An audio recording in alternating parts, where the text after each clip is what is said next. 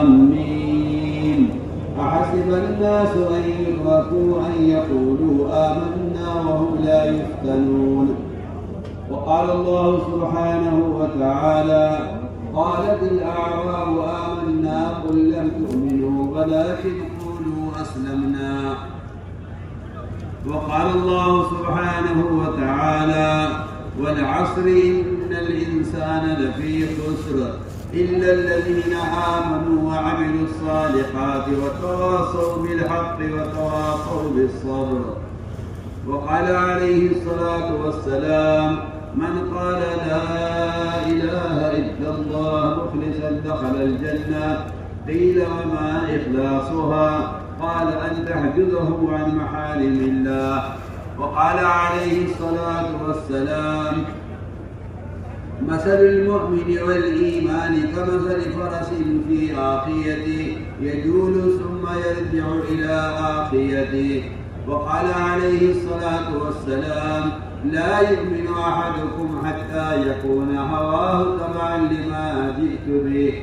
وقال عليه الصلاة والسلام: من رأى منكم منكرا فليغيره بيده فإن لم يستطع فبلسانه فإن لم يستطع فبقلبه وذلك أضعف الإيمان، أو كما قال عليه الصلاة والسلام. میرے انتہائی محترم بزرگ، سب سے پہلے یہ بات جان لینی چاہیے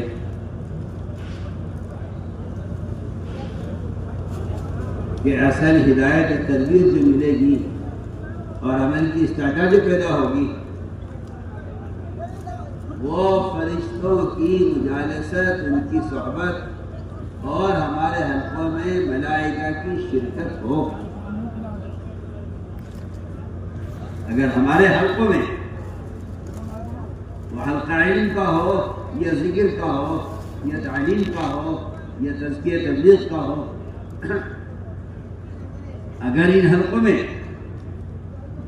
فرشتوں کی شرکت نہیں ہے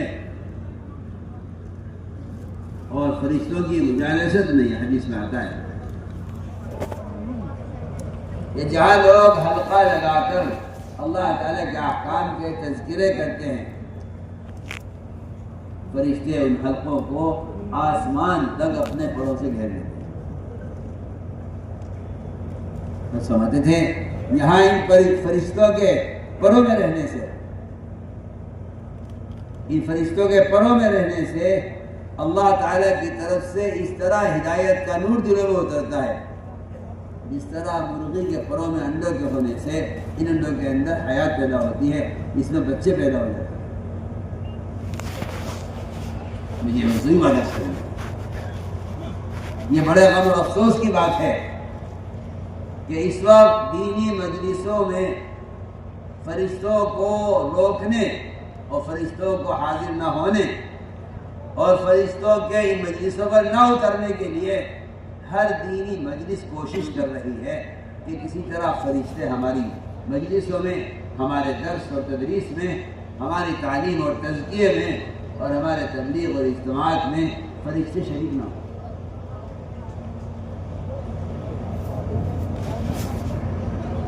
میں بہت ضروری بات ہے، اس وقت سارے نظام میں یہ کوشش کر رہی ہے کہ فرشتے ہمارے حلقوں میں شریک نہ ہوں. میں بات بالکل یقین کے ساتھ، دعوے کے ساتھ، دلیل کے ساتھ عرض کر رہا ہوں کہ ہمارے رواجی طریقوں نے فرشتوں کے نزول کو اور فرشتوں کی صحبت کو اور دینی مجلسوں میں فرشتوں کے شریک ہونے کو ہماری رواجی شکلوں نے روکا ہوا ہے. یہ پکی چکی بات، لیکن احساس مردہ ہو چکا ہے. تعویلات کا ایسا دروازہ کھلا ہے جس نے ہر حرام کو حلال کر دیا. سوچیے آپ، جبرائیل علیہ السلام حضور اکرم صلی اللہ علیہ وسلم کے پاس آسمان سے وحی لے کر آتے ہیں، لیکن گھر میں داخل نہیں ہو رہے. آپ باہر آئیے. کیا بات ہے جبرائیل، تم تو ہمارے یہاں آتے تھے، کیوں نہیں آ رہے؟ کہ جی بات یہ ہے کہ جس گھر میں تصویر ہوتی ہے وہ تصویر گھر کے اندر نہیں ہے، وہ تصویر گھر کے دروازے پر جو پردہ لٹکا ہوا ہے، جو اصل دروازے کا پردہ باہر کے حکم میں ہوتا ہے. یہ سمجھنے کی بات، گھر کا دروازے کا پردہ باہر کے حکم میں ہے، اس گھر کے دروازے کے پردے پر تصویریں بنی ہوئی تھی، گھوڑے کی تصویر، انسان کی نہیں. جبرائیل نے کہا جی میں اندر نہیں آ سکتا، ان تصویروں نے مجھے اندر آنے سے روکا ہوا ہے، آپ کے گھر میں. حضور اکرم صلی اللہ علیہ وسلم مکہ مکرمہ میں فاتحانہ داخل ہو رہے، چابی بیت اللہ کی آپ کے ہاتھ میں ہے، سارا اختیار آپ کو ہے. آپ آ کر بیت اللہ کے دروازے پر دونوں چوکھٹوں پر ہاتھ رکھ کر کھڑے ہو گئے. آپ اندر داخل نہیں ہوئے. عمر نے کہا داخل ہو جائیے. آپ نے فرمایا عمر میں کیسے داخل ہو جاؤں ایسے گھر میں جس میں تصویریں ہوں؟ میں تو اس گھر میں داخل نہیں ہو سکتا، میں اس گھر میں داخل نہیں ہو سکتا اس میں تصویریں ہوں.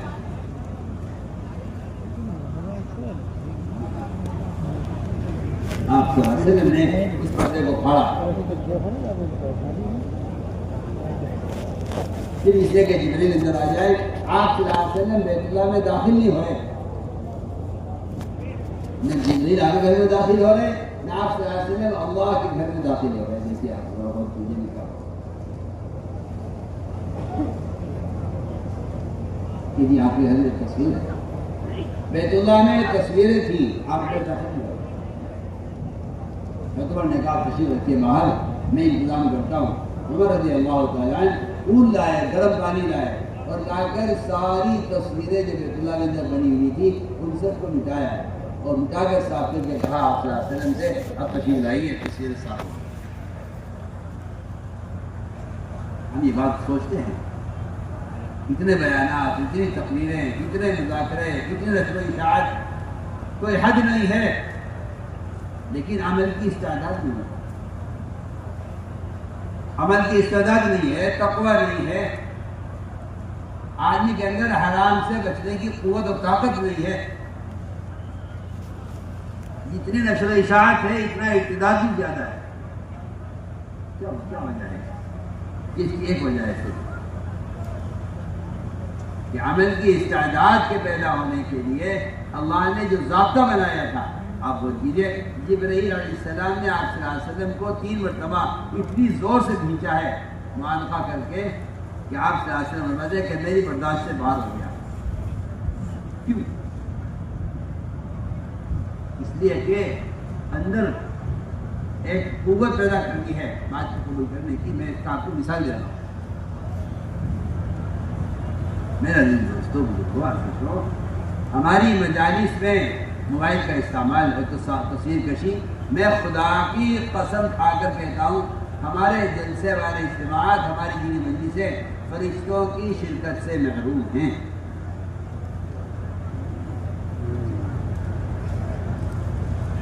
اور اس میں احساس مردہ ہو گیا ہے اور لوگ تعویذیں کر کے اس حرام کام کے اندر ایسے مبتلا ہیں، یہ سمجھتے ہیں دینی سے پھیلے گا. مجھے آپ کی رائے پر حیرت ہے. آپ سمجھتے ہیں ہم دین کے لیے کر رہے ہیں، آپ ساری حد پار کر گئے حرام کی، اور آپ کو نظر آ رہا ہے کہ اس میں دینی فائدہ ہو رہا ہے.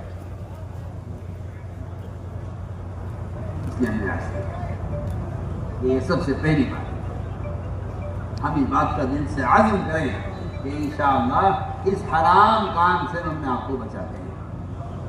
یہ حرام کام تو تصویر کشی تو بازار میں نہیں ہو سکتی. آپ دینی مجلسوں کی میں یہ حرکت دینی مجلسوں میں کریں، یہ تو بازار میں بھی تصویر کشی حرام ہے. کسی انسان کی تصویر بنانا یہ قطعاً حرام ہے، اور فرمایا ہر طرح کا مسلم جہنم میں جائے گا. آپ تعویل کر کے حدیث کو جھٹلائیں اور آپ تعویل کر کے حدیث کے مطلب کو بدلیں حرام کو حلال کرنے کے لیے، یہ کوئی سمجھداری کی بات نہیں ہے.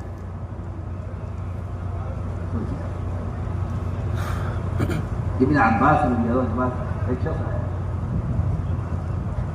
ابن عباس رضی اللہ عنہ ایک شخص آیا، اس نے کہا میں نے سنا ہے آپ نے یہ مسئلہ بتایا ہے کہ جو آدمی تصویر بنا کر بیچے گا اس کی آمدنی حرام ہوگی۔ ابن عباس بالکل یہی بات، ابن عباس یہی فتویٰ ہے کہ تصویر بیچنے والے کی آمدنی حرام ہے۔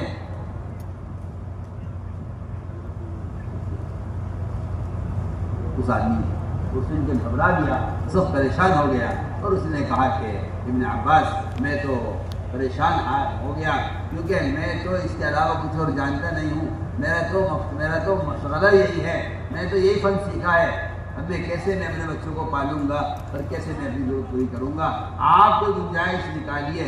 انہوں نے کہا کوئی گنجائش تصویر بنانے کی نہیں ہے، اگر آپ کو اس کے علاوہ تو اور کام نہیں آتا تب بھی کوئی گنجائش نہیں ہے کہ آپ تصویر بنا کر بیچیں، اس سے اپنے بچوں کو پالیں، کوئی گنجائش نہیں ہے۔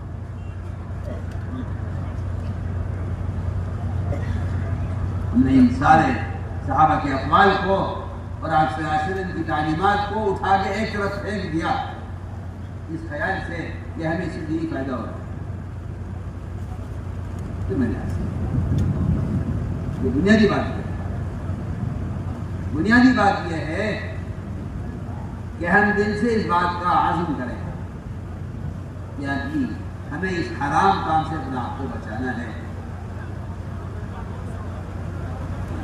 کہ اصل چیز ہے عمل کی استعداد پیدا کرنا، عمل کی استعداد پیدا ہوتی ہے جب آدمی حرام سے اپنے آپ کو بچائے۔ لیکن بات صحیح ہے جب اللہ کے غیر کا تعصب دل میں پیدا ہو جاتا ہے تو آدمی کے لیے ہر حرام کام کرنا آسان ہو جاتا ہے۔ اس لیے سب سے پہلا کام یہ ہے اور سب سے پہلا مقصد یہ ہے کہ دل کے رخ کو صحیح کیا جائے، دنیا سے آخرت کی طرف، باطن سے حق کی طرف، اسباب سے اعمال کی طرف، اللہ کے غیر سے اللہ کی ذات کی طرف بندہ اپنے رخ کو بدلے۔ سب سے پہلی چیز ہے یہ توجیہ کہتے ہیں دل کے رخ کے صحیح ہونے کو۔ انبیاء علیہ السلام آ کر سب سے پہلے دل کے رخ کو صحیح کرتے ہیں۔ انبیاء علیہ السلام کا پہلا کام وہ اللہ کے تعارف اور اس کی توحید کو سمجھا کر سب سے پہلے انسان کے دل کے رخ کو صحیح کرتے ہیں، کیونکہ ان کا دل کا رخ بگڑا ہوا ہے۔ دل کے رخ کا بدلنا یہ ہے کہ بندے کے دل میں اللہ سے غیر جگہ بنا لے، یہ دل کے رخ کا بدلنا ہے۔ کوئی بات نہ ہو وہ آسمان کی شکلوں کو، اللہ کے ہر غیر کو اللہ سمجھتے تھے، اللہ کے ہر غیر کو اللہ سمجھتے تھے، اللہ کے ہر غیر کو معبود یقین کرتے تھے۔ انبیاء علیہ السلام نے آ کر سب سے پہلے اللہ کا تعارف کرایا۔ میں آپ سے کیا عرض کروں، اس زمانے میں مسلمان کائنات کی ہر چیز کے تعارف میں لگا ہوا ہے، زمین میں کیا ہے، آسمان میں کیا ہے، چاند سورج میں کیا ہے، صنعتوں میں کیا ہے، لیکن اگر نہیں مسلمان تو اللہ کے تعارف پر مسلمان نہیں آتا ہے۔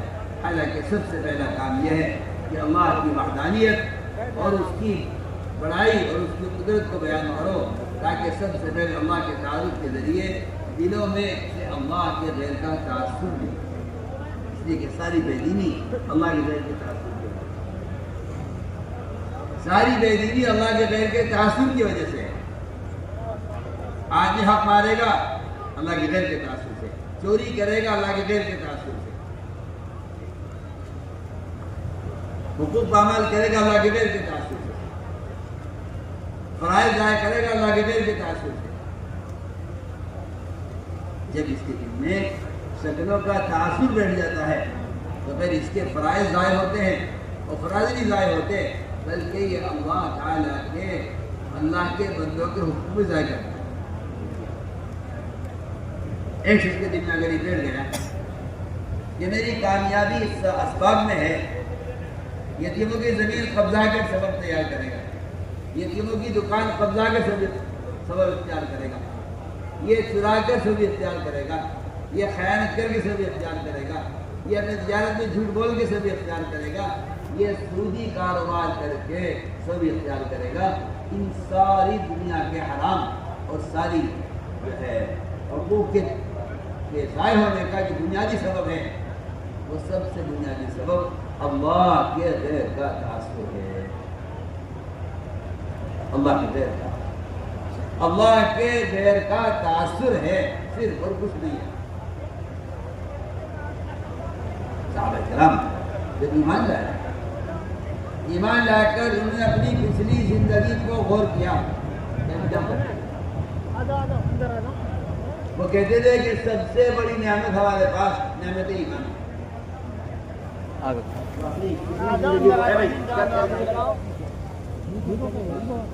وہ اپنی پچھلی زندگی کو غور کر کے سمجھتے تھے کہ اگر یہ ایمان نہ ہوتا تو ہماری دنیا بھی جہنم تھی، ہماری آخرت بھی جہنم تھی۔ یہ سب سے پہلی نعمت اور سب سے بڑی نعمت نعمت ایمان ہے۔ نکلو آگے نکلو۔ ایمان کا مطلب یہ ہے کہ اللہ کی ذات کا دل میں تاثر پیدا ہو، اللہ کی ذات کا دل میں تاثر پیدا ہو۔ سب سے پہلا ایمان کا تقاضا یہ ہے، اس لیے علیہ السلام آ کر سب سے پہلے اللہ کی توحید کو بیان کرتے ہیں،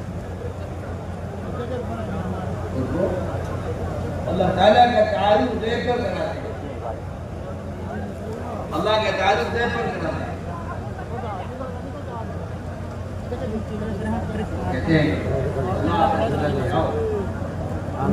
سے سوال ہوتا ہے کہ اللہ کیا ہے، رحمان کیا ہے؟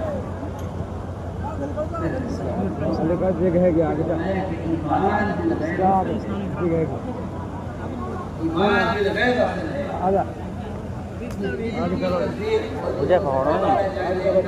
ریکارڈنگ کرو ہمارا